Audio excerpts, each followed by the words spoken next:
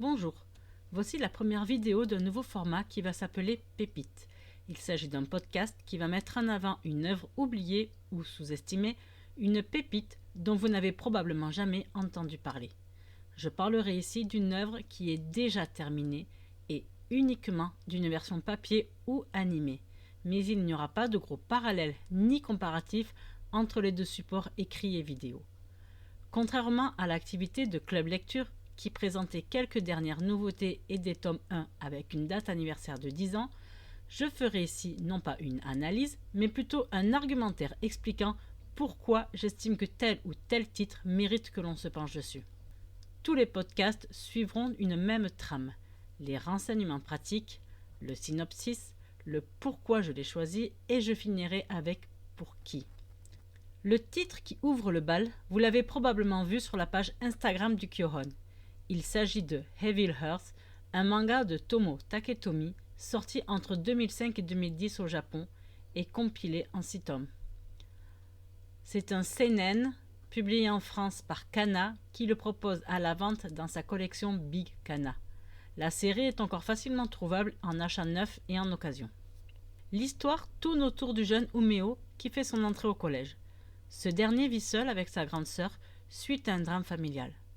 Umeo traîne avec lui une réputation de bagarreur qu'il confirme lors de la réunion d'entrée des classes en se battant avec un groupe d'élèves de dernière année.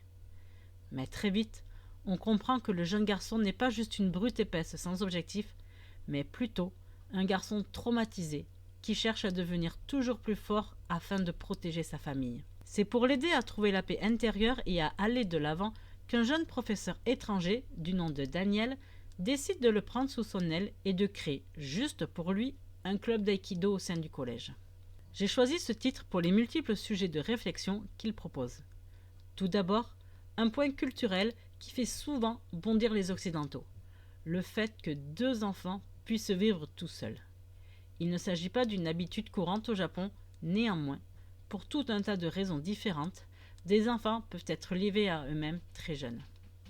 Dans ce cas présent, les 2 enfants ne sont pas abandonnés. Ils vivent certes seuls, mais dans leur maison familiale. Leur oncle et leur tante leur rendent visite très régulièrement et leur grand-père subvient à leurs besoins et leur téléphone presque tous les jours. Ils ne sont financièrement pas dans le besoin et sont même bien entourés.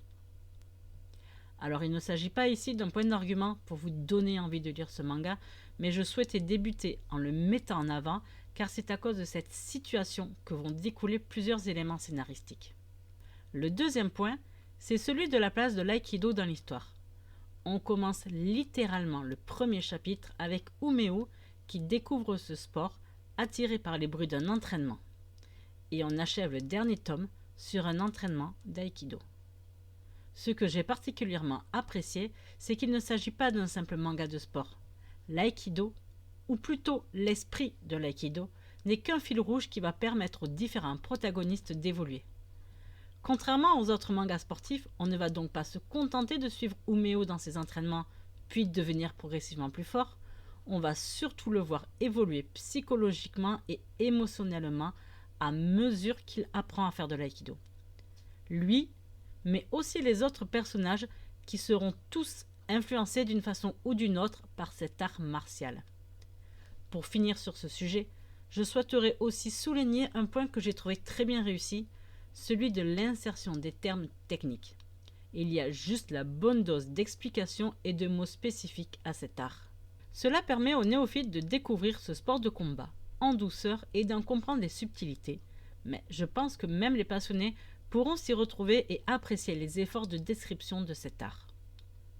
En troisième point, je souhaite vous parler des différents thèmes évoqués. Comme je viens de le dire, l'aïkido n'est qu'une toile de fond sur laquelle les différents protagonistes vont devoir faire des choix et évoluer. Le thème réel de ce manga n'est pas non plus le dépassement, mais plutôt l'accomplissement de soi.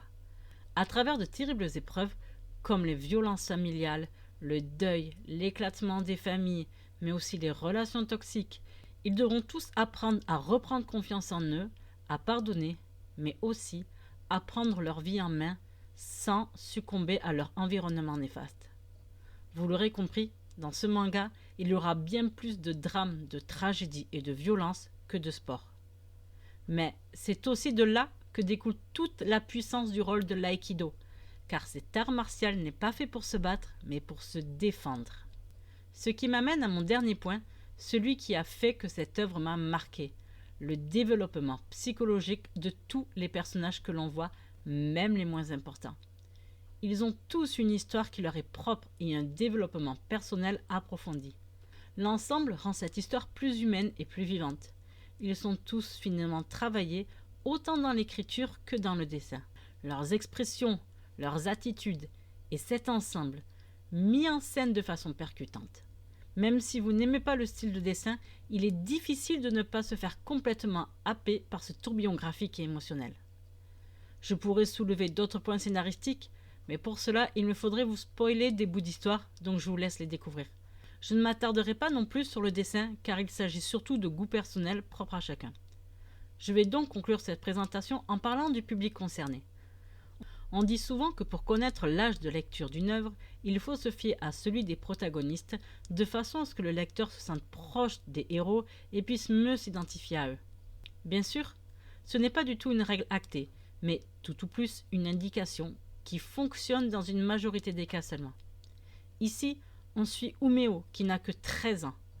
Mais ce n'est pas pour autant que je le ferai lire à un jeune collégien. En effet, les divers sujets abordés nécessitent une certaine maturité, mais aussi assez de vécu pour percevoir les différentes nuances d'émotion et de psychologie. Un jeune lecteur pourrait n'y voir que les situations violentes et un héros frustré de ne pas devenir physiquement plus fort, comme on le voit souvent dans les shonen. Ce manga n'est pas centré sur le divertissement, mais sur des messages beaucoup plus profonds que seuls les lecteurs prêts à l'introspection seront à même d'apprécier. En ce sens, il diffère de la majorité des mangas actuels et il pourrait ne pas trouver sa place dans le mainstream. Néanmoins, de par sa qualité, il fera partie des titres qui marquent et survivent au temps. J'espère avoir éveillé votre curiosité et que vous choisirez vous aussi de découvrir cette œuvre qui mérite vraiment que l'on s'y intéresse. Merci beaucoup et à bientôt.